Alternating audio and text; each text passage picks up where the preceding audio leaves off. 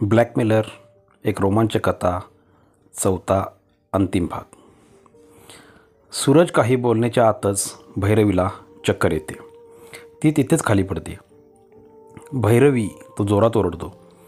तो तिला उचलतो, तिला बेडवर ठेवतो, तिच्या डोक्याखाली उशी ठेवतो। भैरवी उठ, भैरवी उठ, तिला उठवण्याचा प्रयत्न करतो, पण भैरवी शुद्धीवर येत नाही। त्याला काहीच सुचत नाही।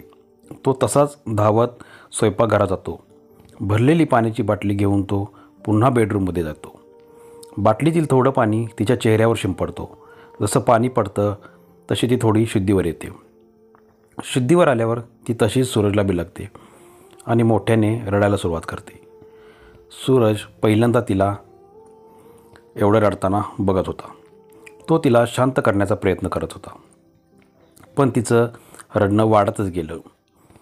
ती रडत रडत मध्येच बोलत होती, मला नाही जगायचं आता, मी नाही सहन करू शकत हा मानसिक त्रास। एव्हाना सूरजही आता रडायला लागला होता। त्याला रडताना बघून भैरवी अजूनच त्याला मिठीत घेऊ लागली। आता या क्षणाला त्याच्या मिठीतच प्राण सोडावे असं तिला वाटू लागले। थोडा वेळ ते असेच एकमेकांच्या मिठीत रडत राहतात। खूप वेळ रडल्यानंतर दोघेही शांत होतात। भैरवी, मला आता जगायची इच्छा नाही राहिली सूरज। सूरज, नाही भैरवी, असं नको बोलूस। तू अशी हार मानलीस तर कसं चालेल? भैरवी, किती घाणेरडी मागणी केली आहे त्या ब्लॅकमेलरने, असं बोलूच कसा शकतो तो? सूरज काहीच बोलत नाही। त्याच्या डोक्यात त्या ब्लॅकमेलरचे शब्द घुमत असतात। कसली सेक्सी आहे रे ती, जास्त नाही, फक्त 3 तास। सूरज, मी त्याला जिवंत नाही सोडणार। तो असा विचारही कसा करू शकतो माझ्या भैरवीबद्दल? भैरवी त्याला बिलगते, भैरवी, तुला एक सांगू, माझं माझ्या बाबावर खूप प्रेम होतं। ते मला हवे ते आणून द्यायचे, वेळ भेटेल तेव्हा बागेत फिरायला घेऊन जायचे। आणि अचानक एक दिवस बाबा मला सोडून देवाघरी गेले।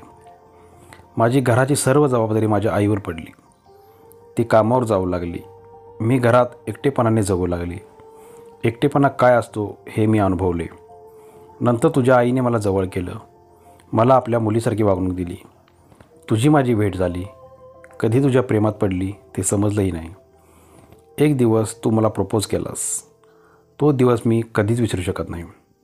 तो माझ्या आयुष्यातील सर्वात छान दिवस होता।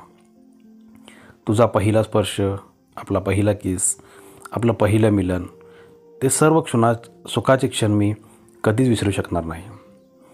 मी तुला एक गोष्ट आता ठाम सांगते, मी मनोमन तुला माझा पती, माझं सर्वस्व समजून तुझ्यावर प्रेम केलं, करते आणि करत राहील। माझ्या शरीरावर, प्रत्येक भागावर फक्त तुझाच हक्क आहे। मी आत्महत्या करेल, पण कुठल्याही परपुरुषाचा स्पर्श मी सहन करणार नाही। सूरज भैरवीचं बोलणं ऐकून तिला मिठीत घेतो। गेल्या 4 दिवसात जे काही घडलं त्यामुळे तो आतून खूप बदलून गेला होता। त्याचा तो पोरकट वासनेने भरलेला सूरज कधीच मरून गेला होता। प्रेम म्हणजे नेमके काय हे त्याला आता कळलं होतं। प्रेम म्हणजे समर्पण, स्वतःला सर्वस्वी झोकून देणाऱ्या भैरवीचं प्रेम। प्रेम म्हणजे त्याग, आयुष्य त्याग करणारी भैरवी। प्रेम म्हणजे एकनिष्ठा, मरेल पण परपुरुषाचा स्पर्श सहन न करणारी भैरवी। सूरज, आत्महत्या तू नाही तर मी करायला पाहिजे। माझ्यामुळे हे सर्व घडले। मी तुझा गुन्हेगार आहे। भैरवी, मी तुझा गुन्हेगार आहे, तो रडतच बोलत असतो। आज तुला एक सांगायचं आहे, तू शांतपणे ऐकून घे। मी तुझ्यावर प्रेम नव्हतं केलं भैरवी, मी तर तुझ्या शरीरावर प्रेम केलं होतं। मी वासनेनं एवढा अधीन झालो होतो की तुझ्या प्रत्येक अंगाचा उपभोग कसा घेता येईल एवढंच माझ्या डोक्यात असायचं। तुला माझा राग येईल कदाचित, पण हे आजच सांगणं खूप महत्त्वाचं होतं भैरवी। नवीन आयुष्याची सुरुवात मला सत्याने करायची आहे। या 3 दिवसात पहिल्यांदा मी तुझ्या प्रेमात पडलो आहे। तुझं माझ्यावरचं प्रेम बघून मी तुझ्याशिवाय नाही जगू शकत असं वाटू लागले। तू जेवढं प्रेम केलंस, करतेस, करणार आहेस, त्या प्रत्येकाची प्रेमानेच परतफेड करायची आहे मला। सूरज तिचा हात हातात घेतो, गुडघ्यावर बसतो आणि बोलतो, तुझ्यावर जीवापाड प्रेम करण्याची, तुला आयुष्यभर सुखात ठेवण्याची एक संधी मला देशील का भैरवी? माझ्याबरोबर लग्न करून माझी बायको बनायला आवडेल का तुला भैरवी? सांग ना. त्याचे ते शब्द ऐकताच ती खूपच रडू लागते. पण यावेळेसचं तिचं रडणं हे आनंदाने असते. तिला विश्वासच बसत नव्हता की सूरजने तिला लग्नासाठी विचारले. भैरवी, तू माझी मस्करी करतोयस का? सूरज तिच्या डोक्यावर हात ठेवून बोलतो. तुझी शपथ घेऊन सांगतो, एकदा हा बोल फक्त तू. येत्या 5 दिवसात तुझ्याशी लग्न करेल. भैरवी आनंदाने त्याला बिलगते. मी तर तुझीच आहे रे. माझा नाही बोलण्याचा प्रश्नच येत नाही. ते दोघेही खूप आनंदात असतात. त्यांचे चेहरे आनंदाने प्रेमाने फुललेले असतात. लगेच भैरवीला त्या ब्लॅकमेलरची आठवण होते. भैरवी, पण त्या ब्लॅकमेलरने आपली क्लिप व्हायरल केली तर? सूरज, केली तर करून दे. मी आता त्याला घाबरत नाही. या जगात कितीतरी लोकांच्या क्लिप व्हायरल होतात. थोडे दिवस चर्चा होते, मग जातात विसरून. आणि केलीच तर आपण तेव्हा पती पत्नी झालेलो असो. म्हणजे काही चुकीचं केलं नव्हतं आपण. जगालाही ते कळेल की आपली त्यात काहीच चुकी नव्हती. आणि आपण पोलीस स्टेशनमध्येही जाऊ शकतो तक्रार नोंदवायला. मला आता भीती नाही आहे. त्याने एवढं घाबरवलं की आता अजून घाबरू नाही शकत. भैरवीलाही सूरजचं बोलणं पटतं. सूरजशी लग्न होणार या विचारातच तिची भीती पळून गेली होती. सूरज दुसऱ्या क्षणी आईला कॉल करून सांगतो. त्याचं आणि भैरवीचं एकमेकावर खूप प्रेम आहे आणि त्यांनी लग्न करायचं ठरवलं आहे, तेही 5 दिवसाच्या आत. आमदार ताईंना या गोष्टीचा खूप आनंद होतो. भैरवी तशीही त्यांना खूप आवडत होती. त्यांच्या तर मनातच ते होते. भैरवीशी लग्न करून सूरजच्या आयुष्याचं सार्थक होईल असं त्यांना पहिलेच वाटत होतं. सूरजचा विचार बदलण्याआधीच त्याचं लग्न लावून दिलेलं बरं असं त्यांनाही वाटू लागलं. आमदार ताईंनी भैरवीच्या आईला कॉल करून त्यांच्या लग्नाची परमिशन घेतली. भैरवीच्या आईलाही खूप आनंद होतो. आमदार ताई पुढील दौरा रद्द करून त्याच दिवशी घरी परतल्या. त्यांनी त्यांच्या सर्व माणसांना कामाला लावले. आमदार असल्यामुळे त्यांना कुठेही प्रॉब्लेम आला नाही. सर्व खरेदीपासून ते सर्व पाहुण्यांना बोलवेपर्यंत सर्व झटपट होत गेलं. बरोबर 5व्या दिवशी लग्न पार पडलं.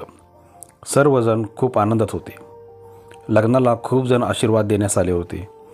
त्यात तो ब्लॅकमेलरही आला होता. लग्न समारंभ पार पडला. सर्वजण स्टेजवर येऊन त्या दोघांना भावी आयुष्याच्या शुभेच्छा देत होते. आमदारताईंनी स्ट्रिक्टली आहेर न घेण्याचे ठरवले होते, पण तरीही खूप जण आहेर घेऊनच आले होते. आमदारताईंवरचं प्रेम दिसून येत होतं. एक लहान मुलगी सूरज आणि भैरवीजवळ आली. तिने एक बॉक्स सूरजच्या हातात दिला आणि बोलली, काका, हे तुमच्यासाठी. सूरज, कोणी दिलं गं? माहिती नाही काका. एक माणूस होता, त्याचा चेहरा ढाकलेला होता. ते बोलले की तुम्हाला द्या म्हणून.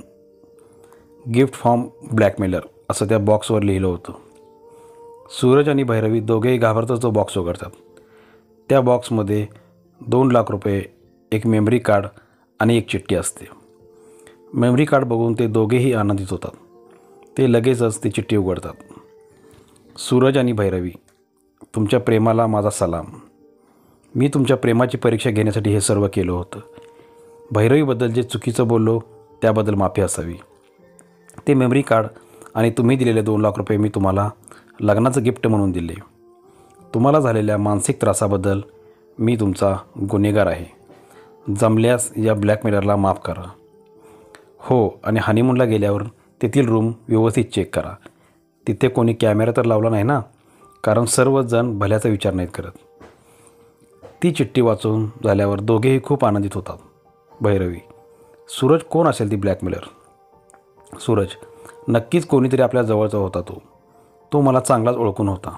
पण जाऊ दे, त्याने जे केलं ते योग्यच होतं. समोर आला असता तर त्याला थँक्यू तर बोललो असतो, पण जाऊ दे. लग्न झाल्यावर काही दिवसातच सूरज आईला राजकारणात मदत करू लागतो. काही दिवसातच तो राजकारणाच्या सर्व कामात पारंगत होतो. आमदारताईंना खूप आनंद होतो.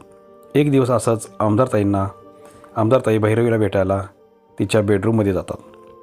आमदारताई, भैरवी, तू आमच्या घरची लक्ष्मी आहेस.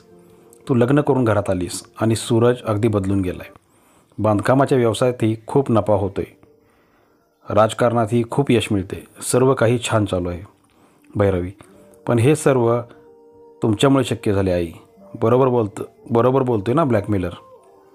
तुम्ही जे माझ्यावर प्रेम केले त्याची परतफेड मी कधीच करू शकत नाही आई. आमदारताई: असं नको बोलूस तू भैरवी. तुझे बाबा माझे एकनिष्ठ कार्यकर्ते. माझ्यावरील वार त्यांनी त्यांच्या छातीवर झेललेले मी माझ्या डोळ्याने बघितले होते. त्यांना मरताना मी वचन दिलं होतं, भैरवीला आमच्या घरची सून बनवणार. मला खूप छान वाटलं जेव्हा मला समजलं की तुमचं एकमेकावर प्रेम आहे म्हणून. पण मी सूरजला कधीही तुझ्याबद्दल विचारलं तर तो उत्तर उडवाउडीची देत होता. मला त्याच्या प्रेमाचा संशय आला. चौकशी केल्यावर घरी काम करणाऱ्या माणसांकडून समजलं की मी घरी नसल्यावर लगेच सूरज तुला बोलवत होता. आतमध्ये बेडरूम लॉक करून तुम्ही दोघे एकटेच असायचे. आता न समजण्या एवढं मूर्ख तर कोणी नसतं ना. मला काहीच प्रॉब्लेम नव्हता. मी तसंही तुमचं लग्न लावून देणार होते. पण नंतर समजलं की सूरजचं तुझ्या शरीरावर प्रेम आहे फक्त. माझा मुलगा एवढा वासनेच्या आहारी गेला आहे की त्याला तुझं प्रेम दिसू नये. मला खूप वाईट वाटलं. एक स्त्री म्हणूनही मी एका स्त्रीवर झालेला अत्याचार सहन नसता केला. म्हणून मी तुला तो तुमचा व्हिडिओ बनवून मला पाठवायला सांगितला. दौऱ्यावर जाण्याच्या बहाण्याने मी माझ्या फार्म हाऊसवर जाऊन राहिली. तिथून मग ब्लॅकमेलर बनून बोलू लागली. पहिले पैसे डिमांड केले जेणेकरून त्याचा संशय कुठल्या तरी कार्यकर्त्यावर गेला पाहिजे. नंतर ती विचित्र मागणी केली.